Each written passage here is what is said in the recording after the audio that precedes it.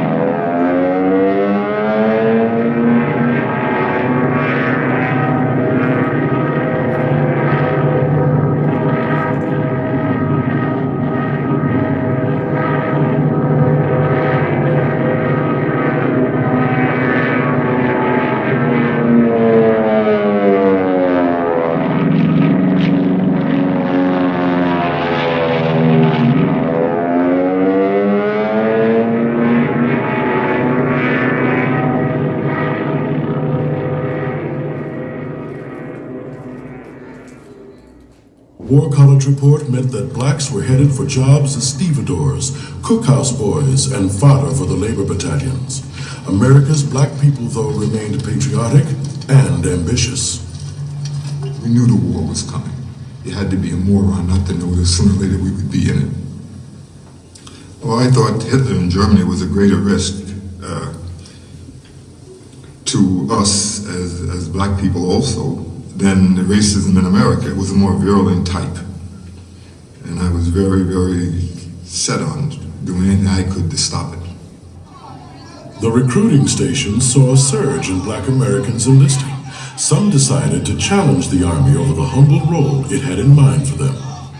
By this time, the college black man did not see himself in a role of a private in the rear ranks. He wanted an opportunity to serve America, but he wanted to serve America in a capacity that was at least fitting to his predetermined capability.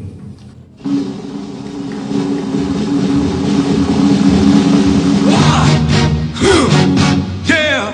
What is it good for? Absolutely nothing.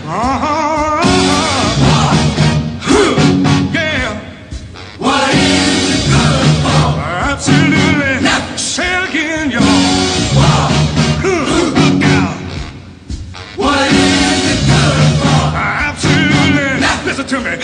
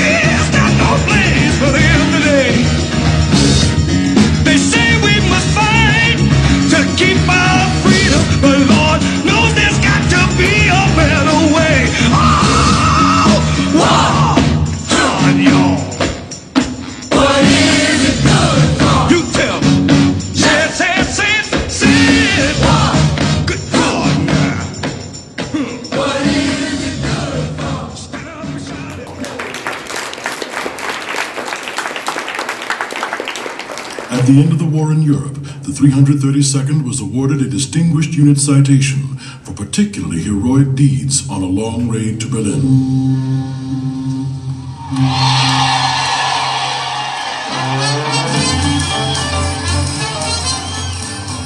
When I came back from overseas, I found America just the way it was when I left.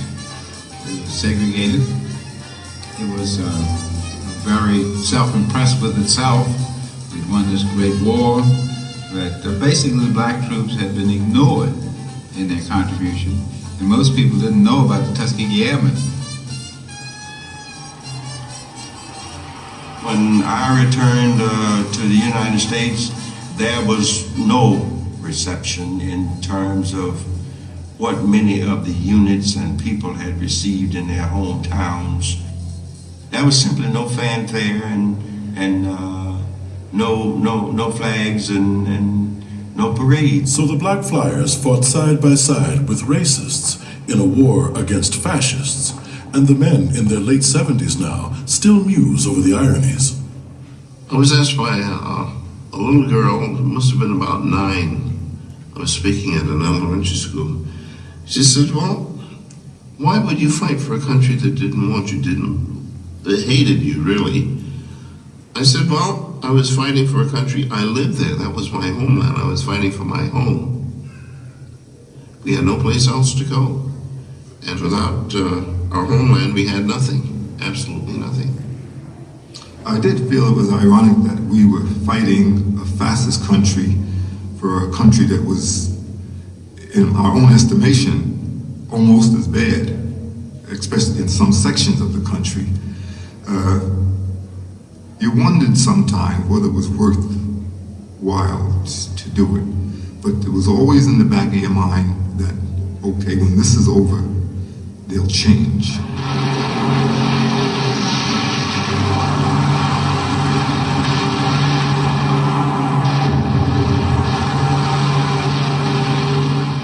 At the time, in the hot pulse of war, the men's minds were more occupied with the brutal business of flying and fighting.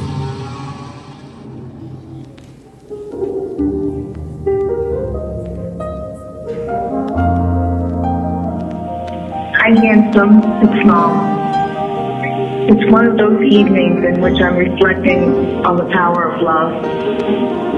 I once read that as human beings, we're always operating from a place of love or a place of fear. Operating from a place of fear can paralyze a nation, let alone an individual. But when we operate from a place of love, fear has no power over us. Living inside of love, being love itself, we're able to generate experiences that are limitless, harmonious, competent, and empowering. Te amo.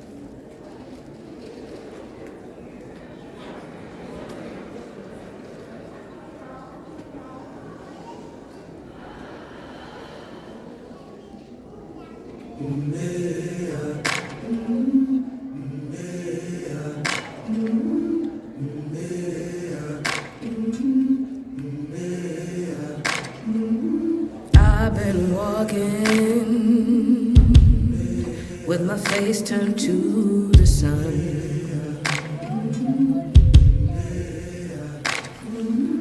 Weight on my shoulders, a bullet in my gun. Oh, I got eyes in the back of my head, just in case I have to run. I do what I can when I can, while I can for my people. While the clouds roll back and the stars fill the night. That's when I'm gonna stand up, take my people with me. Together we are going to a brand new home, far across the river. Can you hear freedom calling, calling me to answer? Gonna keep on keeping on. I can feel it in my